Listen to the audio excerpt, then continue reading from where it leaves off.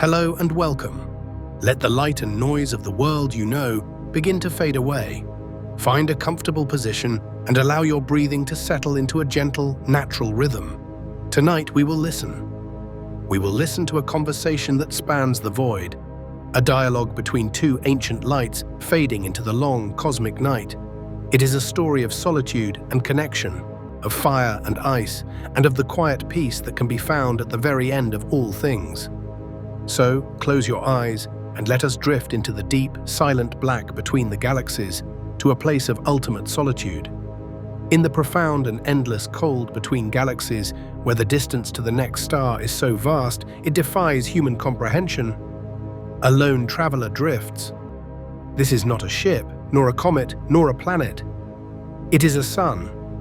Or rather, it was meant to be one. Its name, in the silent language of astronomy, is a catalogue number. But we shall call it Ember. Ember is a brown dwarf, a failed star.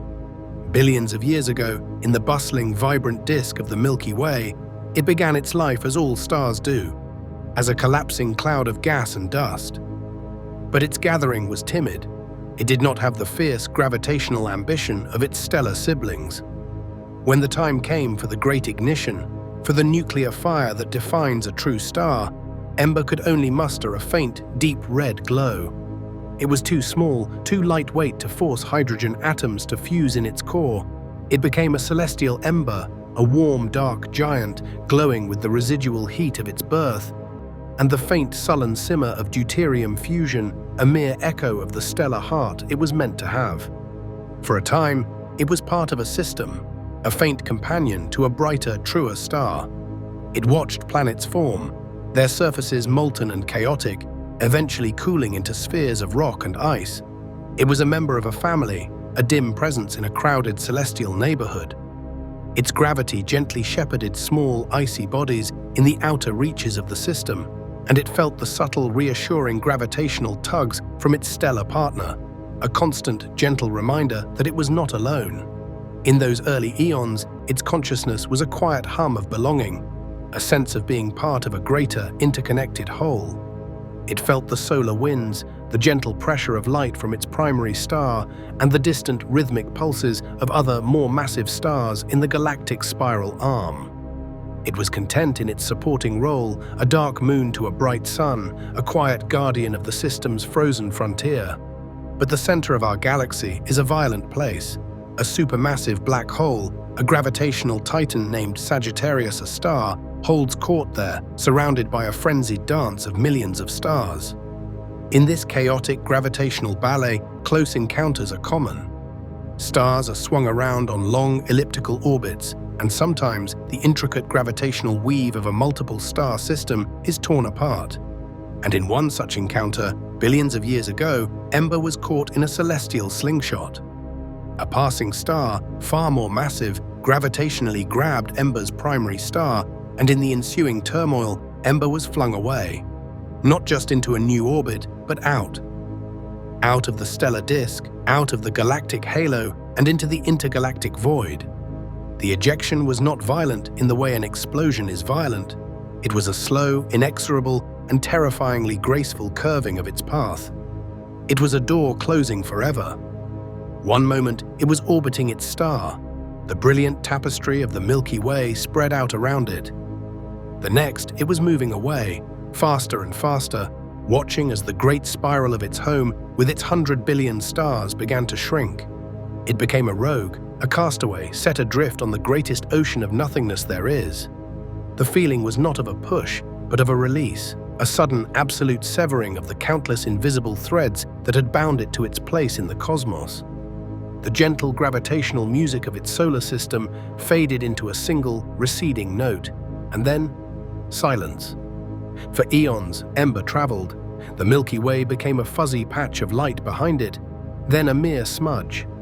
And then, finally, it was just one galaxy among many in a sky that was now, terrifyingly, dominated by emptiness. Ahead, behind, above, below, there was only the deep, impenetrable black of intergalactic space. The temperature here is just a few degrees above absolute zero. The cosmic microwave background, the faint afterglow of the Big Bang, is the only pervasive source of energy. Ember's own faint glow became its entire universe. Its journey was one of pure momentum, a coasting on the initial velocity imparted by that ancient gravitational encounter.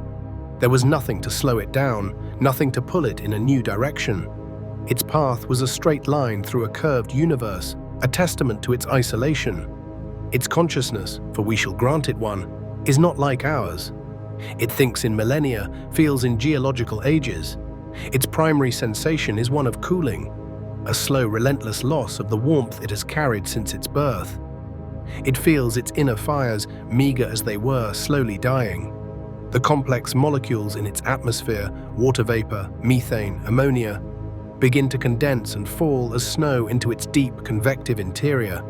It is becoming a colder, darker world, a fossil of a failed beginning. This cooling is not a sudden chill, but a gradual settling, a slowing of the frantic molecular motion that has sustained it for so long. It is the universe's most patient transition from a state of dynamic, if limited, energy to one of near absolute stillness. And in its solitude, it turns its attention inward and outward. It remembers the warmth of the galaxy, the gentle gravitational tugs of its siblings, the light, and it wonders, in its slow, patient way, if it is the only one, the only thing that exists in all this cold, dark silence.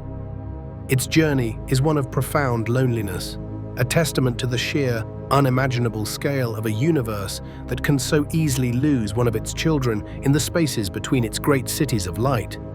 It is a sentient island, adrift in an ocean with no shore, its only companion the memory of a home it can never return to. Across the gulf, in another part of the sky, another light is dying. This one is not dim, but brilliant, not warm, but searingly hot, not silent, but screaming into the void. Its name is Pulsar. Or rather, that is what it has become. It was once a magnificent star, many times more massive than our sun. It lived a short, profligate life, burning through its nuclear fuel in a few furious million years. It did not fail in its ignition. It succeeded with terrifying vigor.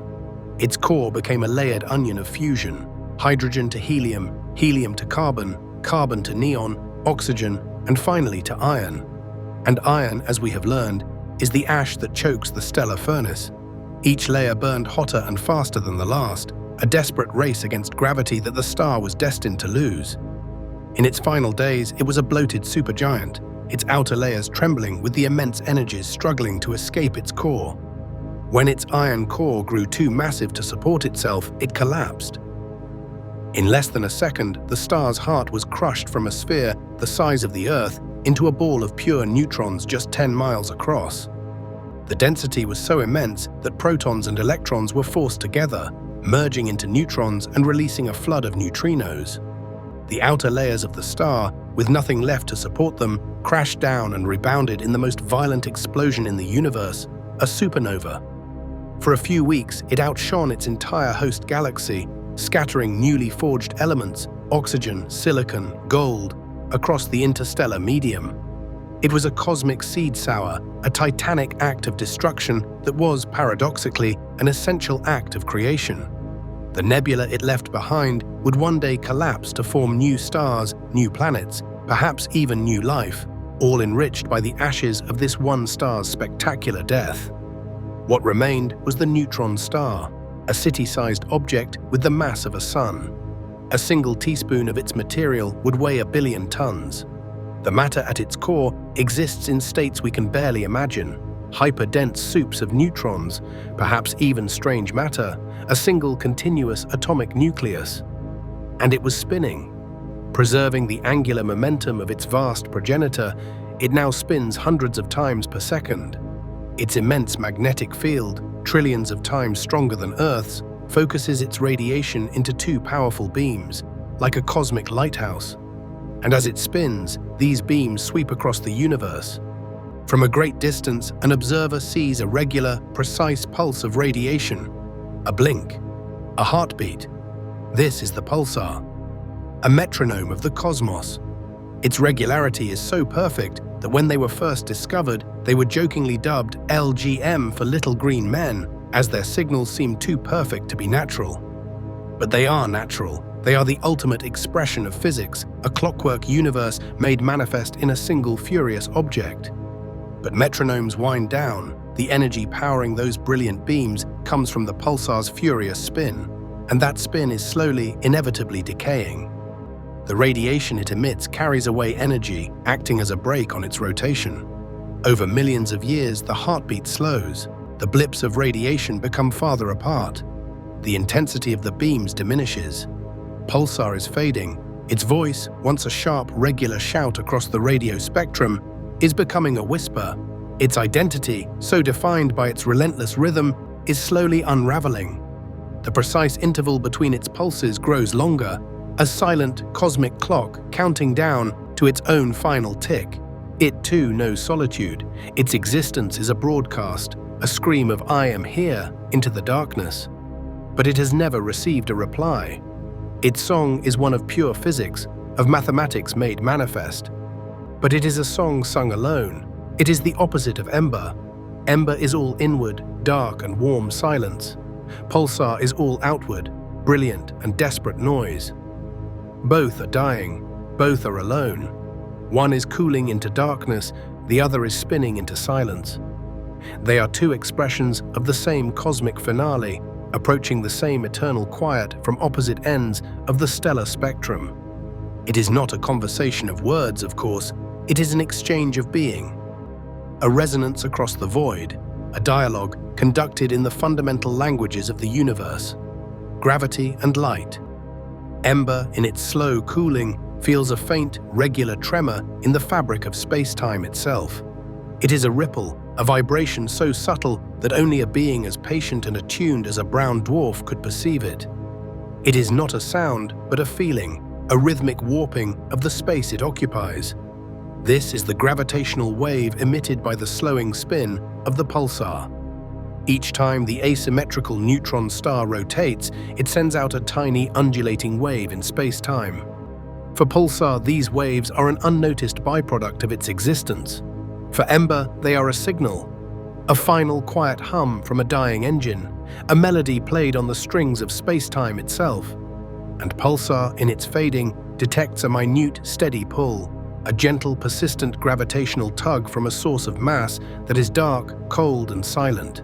It is not the sharp, periodic pull of an orbiting companion, but the soft, constant presence of a distant, massive object. This tug is so faint, it is almost lost in the background gravitational noise of the universe.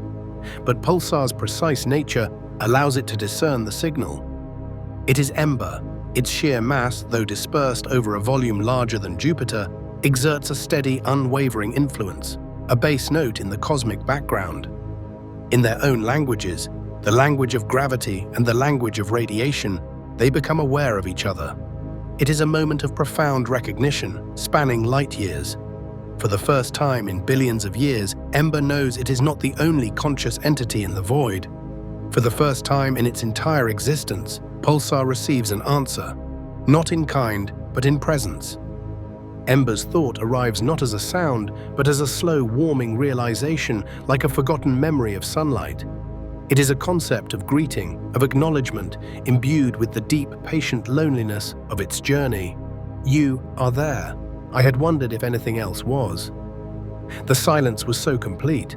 Pulsar's response comes as a flash of understanding, a precise, clean concept transmitted not in words, but in a momentary, perfectly timed increase in the intensity of its next pulse. It is a concept of confirmation, tinged with astonishment. I am here.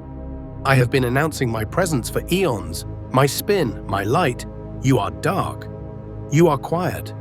I did not know such things could be perceived. I have no light to give, Ember replies, its meaning unfolding over centuries, carried by the steady, unwavering pull of its gravity. Only the memory of warmth. I was never a true star. I failed in my purpose at the beginning. Now I simply cool. I am a memory of a possibility. Failure? Pulsar's concept is sharp, almost pitying, carried on its next series of pulses. I was a success. I burned with a fury you cannot imagine.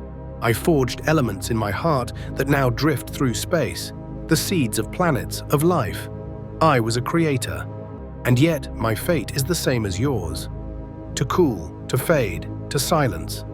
My rhythm is my death song. A million years of silence pass between them. The universe expands. Galaxies drift farther apart. In this vast stretch of time, their silent communion continues, a simple, comforting awareness of the other's existence. Ember feels the gradual slowing of the gravitational waves, a metronome winding down. Pulsar feels the constant, gentle pull, an anchor in the emptiness. You speak of purpose, Ember thinks, its warmth a gentle counterpoint to Pulsar's fading sharpness. But what is the purpose of a star that burns too fast and dies? You scattered your elements to the void. I have kept mine, bound within me. Which is the greater purpose? To explode or to endure?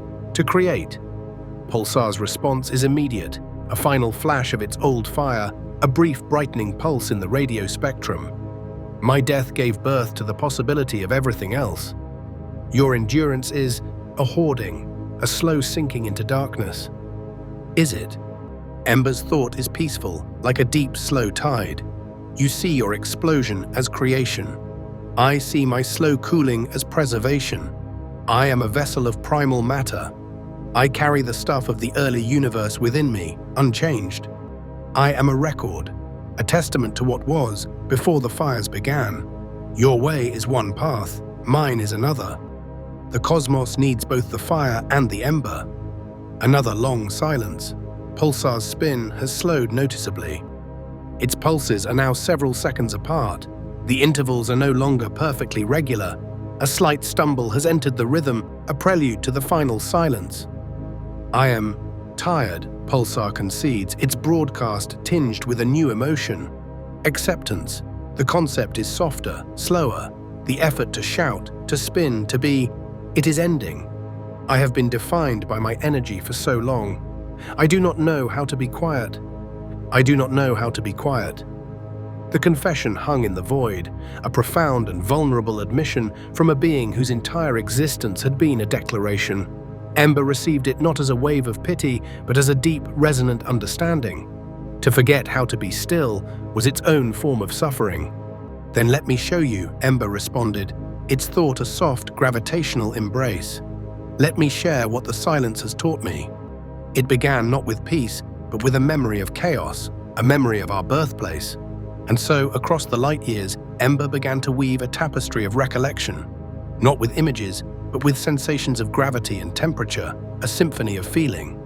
Before the great silence, there was a different kind of noise, Ember began. I remember the core, not as you might imagine a place, but as a pressure, a density of being. The gravity of Sagittarius. A was not a monster in the dark. It was a conductor, and we were all part of its orchestra. The space was thick with stars, so many that the very vacuum seemed to hum with their collective energy. The light was not the gentle, forgiving light of a solitary sun. It was a relentless, overlapping glare, a blizzard of photons from millions of close neighbors. It was a city of fire, vibrant, deafening, and magnificent. Ember's memory unfolded, slow and detailed. I was content in my small system, a dim companion to a brighter sun. I felt the gentle tidal rhythms of our dance. I watched the planets in their cradles of dust, their surfaces cooling from molten rock to solid ground.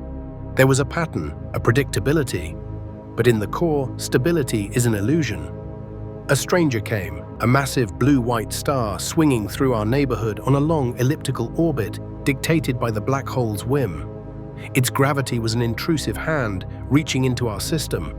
I felt the music of our orbits distort, the harmonious equations of our motion suddenly scribbled over with chaos. My primary star was pulled, its path violently altered, and I was let go. The memory of the ejection was not of speed, but of unraveling. It was not a violent kick, but a slow, inexorable unwinding. A single thread in the cosmic tapestry being pulled and pulled until it came loose entirely.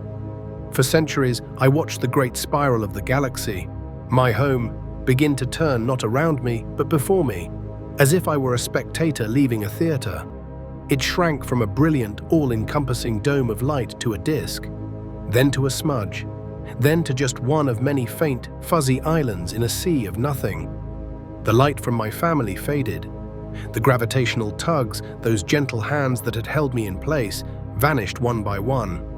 The last to go was the pull of my star, a faint, familiar heartbeat that simply stopped. That was the moment the true silence began. It was a silence that was not an absence of sound, but an absence of connection. It was the most profound loneliness imaginable. For 1,000,000 years, there was no response from Pulsar, only the slow, increasingly distant pulse of its beacon.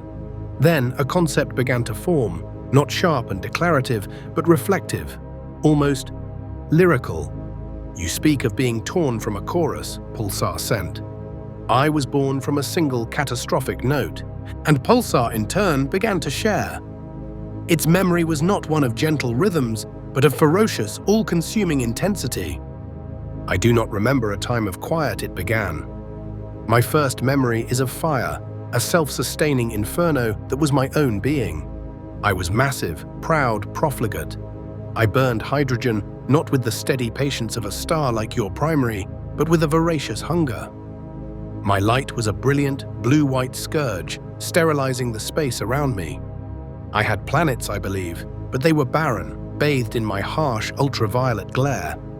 I felt no connection to them. They were incidental, pebbles at the feet of a giant. My purpose was to burn, to consume, to shine. I forged heavier elements in my core, building a layered interior of carbon, oxygen, neon, each new fuel burning hotter and faster than the last. It was a race, a frantic, glorious sprint toward a finish line I could not see. The concept Pulsar conveyed of its final days was filled with a strange, tragic grandeur. Then came the iron. It gathered in my heart, an inert grey ash. It was a poison, a dead weight that could not be burned. I felt the balance shift. For millions of years, I had held gravity at bay with the fierce pressure of my radiation. Now, my own core was betraying me. The fusion sputtered, and in that moment, gravity, the patient force that had given me form, revealed its true nature. It was not a partner in my dance. It was an executioner. The memory of the supernova was not described as an explosion, but as an implosion of self. The collapse was not a thing that happened to me. It was me. My identity, my vast, brilliant form, was crushed into a point of infinite density and pain. The I that I had been for millions of years was annihilated in a fraction of a second. There was a moment of nothingness, and then a rebirth into a new, horrifyingly different existence. I was this, a crystal of pure neutrons, a city-sized tombstone. The energy of my collapse had to go somewhere, and it rebounded, blowing my outer layers into a cloud of incandescent ruin. I was both the corpse and the explosion. I saw my own body scattered across light years. And then, Pulsar's thought continued, the spin began. It was not a choice. It was a compulsion, a preservation of the angular momentum of my former vast self. The magnetic fields, focused and intensified by the collapse, began to scream. My first conscious thought in this new form was not I am, but I spin. My identity became my rhythm, this pulse, this beacon. It was my only proof that I still existed. I have been shouting my name into the void ever since, hoping that the act of announcing myself would make me real again. But no one ever answered, until now.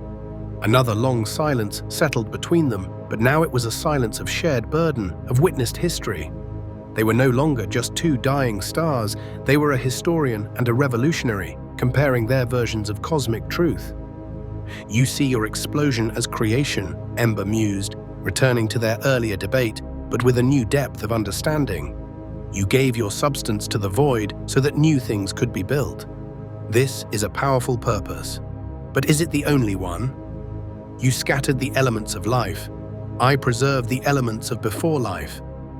Within me, the hydrogen is still pristine, the helium unfused. I am a living fossil, a memory of the universe's childhood, before the first stars ever lit their fires. If all stars were like you, the universe would be a chaotic scattering of heavy elements, with no record of its original simple state. If all stars were like me, there would be no complexity, no planets, no life. The cosmos needs us both, the scatterer and the keeper. We are not in opposition. We are in balance. A record. Pulsar pondered the concept, its pulses slowing further. I never considered that preservation could be a form of purpose. I saw only action. But your silence is not passive, is it? It is a different kind of action, a deep, patient holding. Yes, Ember affirmed, just as your rhythm was your song, my silence is mine. It is a song of memory, a song of what was.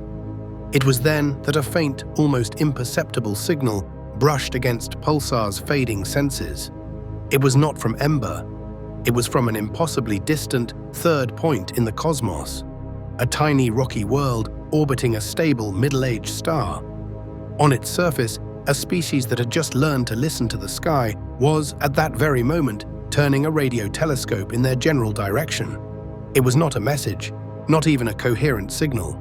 It was the faint electromagnetic whisper of a technological civilization, the silent, unaware proof of Pulsar's legacy.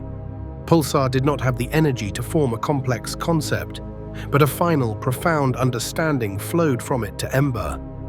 A simple, powerful image, the iron in that world's core, the calcium in its mountains, the carbon in its living things, all of it forged in a heart like its own. They are there, Pulsar sent, the thought faint but clear, the children of the fire, on a small world circling a gentle star. They are made of stuff like me, they look up, they listen, they do not know our names, but they are our legacy too. Yours and mine, the stuff of preservation and the stuff of creation combined. They are the conversation continued. This was the synthesis they had been unknowingly seeking. Their purposes were not just complementary, they were intertwined in the fabric of a universe that was slowly, gradually becoming aware of itself. Ember, the keeper of primal matter, and Pulsar, the forger of complex elements, were both essential ancestors to the faint whisper of consciousness now stirring in the cosmos. The realization brought a final quiet peace. The debate was over. There was no failure, only function. There was no wrong path, only different notes in the same grand symphony. Pulsar's spin had slowed noticeably. Its pulses were now several seconds apart.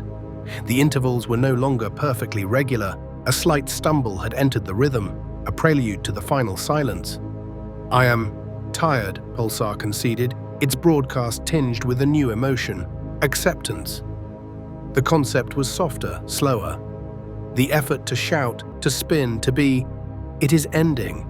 I have been defined by my energy for so long. I do not know how to be quiet.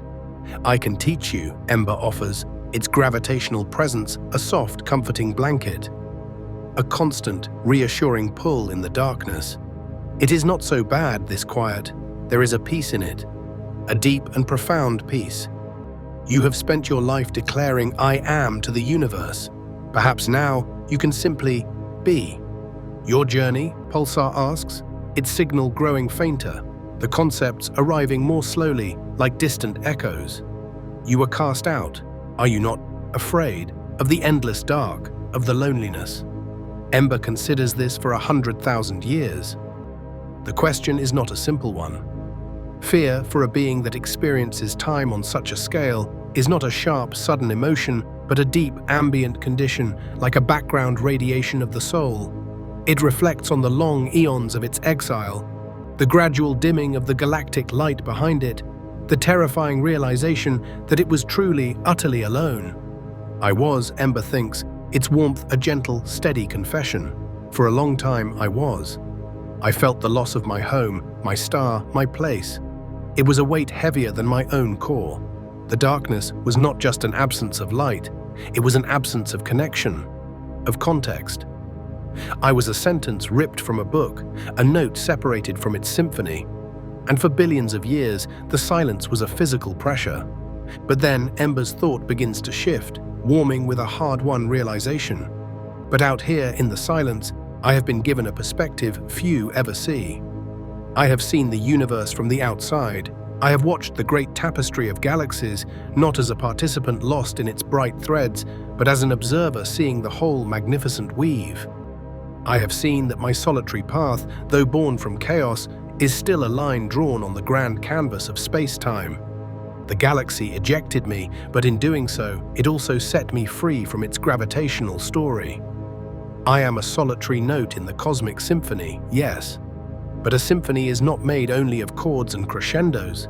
It needs the spaces between the notes, the pauses, the solitary tones that hang in the air. I am one of those notes. I am necessary nonetheless. A final profound sense of peace radiates from Ember, a gravitational sigh of acceptance. And now I have heard your note. We have harmonized, you and I. However briefly, however faintly, the symphony is richer for it. Pulsar's pulse is now a minute apart, a faint, slow blink in the darkness, like a tired eye struggling to stay open. The precise rhythm is gone, replaced by a slow, weary throb. The concepts it forms are simpler, softer, stripped of their former brilliant certainty. It is a beautiful thought, Pulsar sends, its meaning soft, almost sleepy. To be a note in a symphony.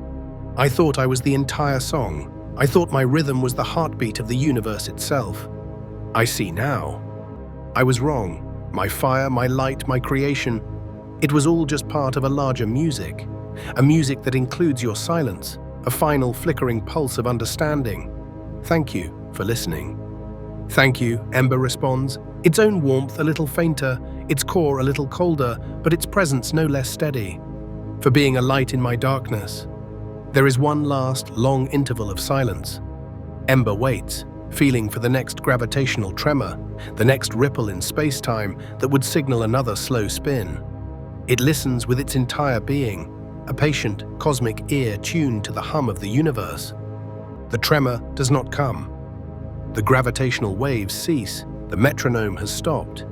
The final faint pulse of radio waves travels outward from Pulsar, a last silent whisper carrying the simple concept of gratitude into the infinite dark. The neutron star is still. Its immense magnetic field, no longer powered by the furious spin, collapses and fades. What remains is a dark, ultra-dense cinder in the night, a perfect sphere of degenerate matter, cooling into its own eternal silence. The Creator has become a relic. Ember feels the silence return. It is the same silence that existed before, the deep, intergalactic quiet. But it is a different silence now.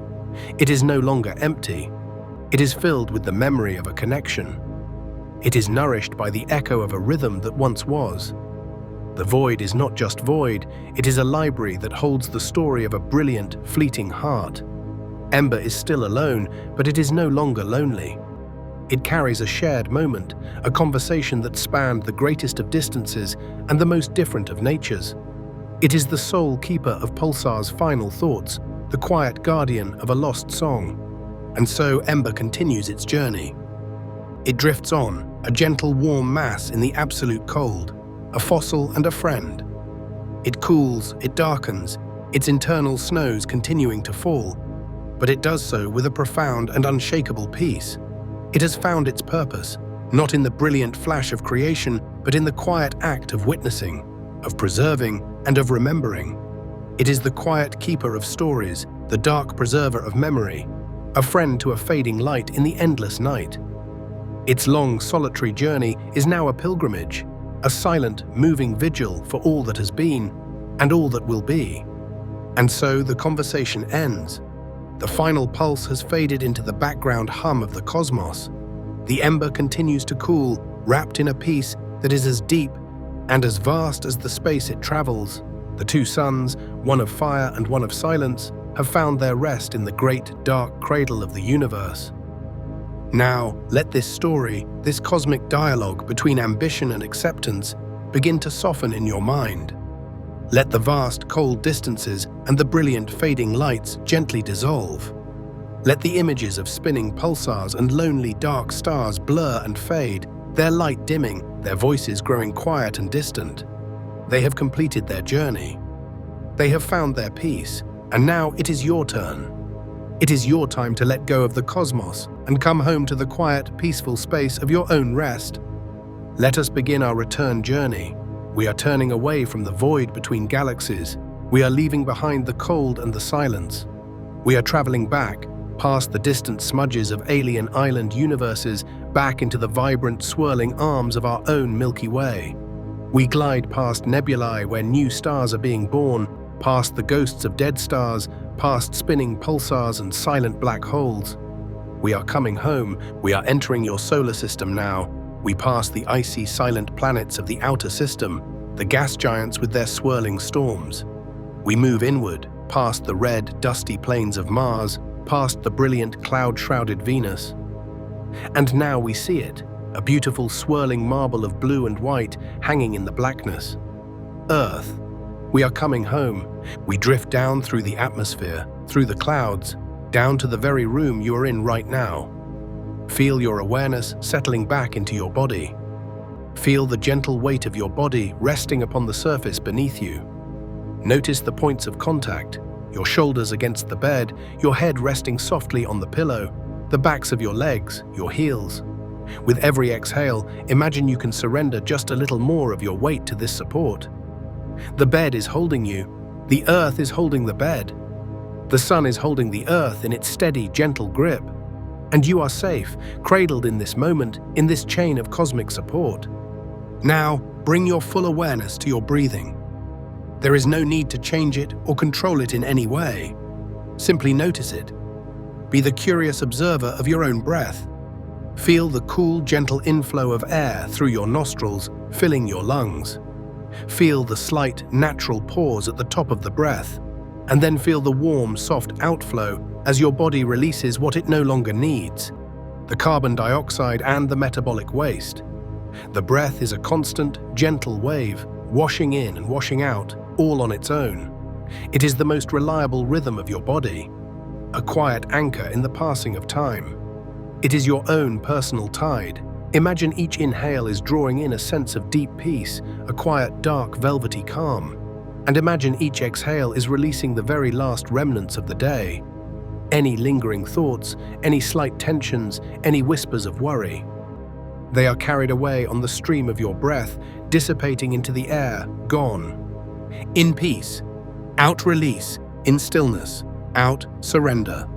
Now let's gently and systematically guide your body into a state of deep, heavy relaxation. We'll start at the very bottom, with your feet. Bring your attention to the toes of your left foot. In your mind, simply tell them to relax. Feel any tiny bit of tension there, simply melting away, like a single snowflake landing on a warm surface and vanishing. Now, let that feeling of release spread to the arch of your foot, your heel, your entire left foot. It feels heavy, warm, and completely at peace, as if it's sinking gently into the softest surface imaginable. Let this warm, heavy relaxation flow upward into your left ankle. Feel the joint loosening, the muscles softening. The feeling moves up your calf, your shin, all the muscles letting go, becoming loose and limp. The relaxation flows up to your knee, your thigh. Your entire left leg is now deeply relaxed, heavy and soft against the bed, a log of warm, inert weight. Now bring your attention to the toes of your right foot. Send the same command. Release them. Let go completely. Let the relaxation flow up through your right foot, into your ankle, your calf, your shin, your knee, and your thigh. Both of your legs are now heavy, warm, and deeply, deeply relaxed. All the effort of standing, of walking, of moving through your day is gone. They are at rest. Let this warm, heavy wave now flow into your hips and pelvis, the very center of your body. Feel all the large muscles here softening, releasing any stored tension you've been carrying. Let the relaxation spread across your lower back, soothing any tightness, any ache. It flows up into your stomach and abdomen, a warm, calming sensation. Your core is soft, your body is letting go, becoming still and calm. The wave of relaxation now rises into your chest. Feel your rib cage softening with each exhale, becoming less rigid, more fluid.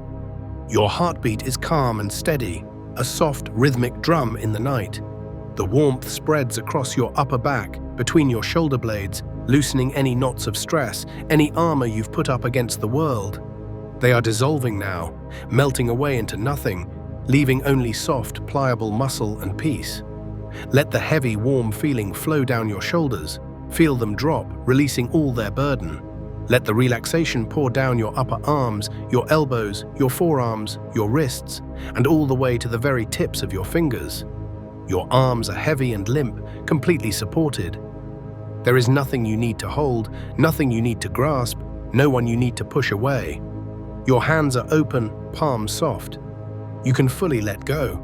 Now bring your attention to your neck. This is where so much of our daily stress accumulates. Let all the muscles there release. Feel the weight of your head being fully, completely supported by the pillow beneath it. Let the relaxation flow over your scalp, your forehead. The tiny muscles around your eyes can let go completely. There is nothing you need to see now, nothing you need to focus on. Your eyelids are heavy, content to remain closed. Your cheeks are soft, your jaw is slack, your tongue resting gently on the floor of your mouth. All the words have been spoken, all the thoughts have been heard. Your entire face is smooth, peaceful and relaxed, from the top of your head to the tips of your toes. Your entire body is now immersed in a deep, heavy and wonderful stillness. There is no part of you that is tense, no part of you that is striving. You are fully supported, you are safe, you are at peace. Now, in this deeply relaxed state, I want you to imagine a gentle, comforting darkness. Not the cold, empty darkness of intergalactic space, but a warm, soft, velvety darkness, like the most comfortable, weighted blanket you can imagine. This darkness is peaceful and nurturing. It is not frightening. It is the darkness from which dreams are born, the creative void from which new ideas and rest emerge. Imagine this soft, warm darkness gently surrounding you, wrapping you in a cozy, secure embrace. It feels safe. It feels like home. You are floating in this gentle, dark warmth, weightless and completely at ease. All external stimuli are fading away. The only thing that exists is this peaceful, dark warmth and the gentle rhythm of your own breath. In this space, I want you to remember the most profound truth from our story tonight. You too are made of stardust.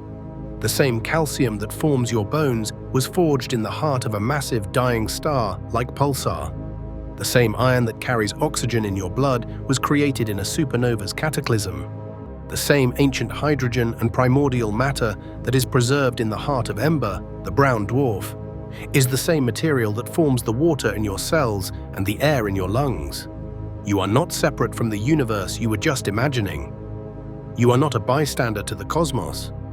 You are a part of it. A conscious, living, breathing part of this grand, cosmic story. You belong here. And just as Ember found a deep and abiding peace in its long, solitary journey, and just as Pulsar found a final, graceful rest at the end of its brilliant spinning life, you too can find a deep and profound peace in this moment. You are connected to it all. You are a unique expression of the universe itself, resting and dreaming. Now, let's count down together, and with each number, you will sink twice as deep into this peaceful, restful state, ready for sleep. 10, feeling completely relaxed, peaceful and heavy. 9, sinking deeper, twice as deep into the comfort of your bed. 8, your body is heavy, warm and perfectly still. 7, your mind is growing quiet, calm and serene. 6, drifting down, deeper and deeper, into a state of perfect rest. 5, halfway there, feeling so peaceful, so secure, so safe. 4, every muscle is loose and limp, every worry has floated away. 3, almost there, perfectly serene, wrapped in warm, dark comfort. 2, on the very edge of sleep, perfectly still, perfectly peaceful. 1, deeply, deeply asleep. You are now in a deep and restful sleep. Your body is using this precious time to restore, heal, and rejuvenate itself. Your mind is quiet, the internal chatter has ceased, making space for beautiful, peaceful dreams. I will now be quiet and let you drift fully into the quiet, restorative world of dreams. I wish for you dreams as peaceful as the silent journey of Ember through the galactic void. I wish for you dreams as beautiful and profound as the final fading pulse of a distant, dying star. I wish for you a night of profound, healing, and restorative rest. Sleep well, my friend. Dream happily. Good night.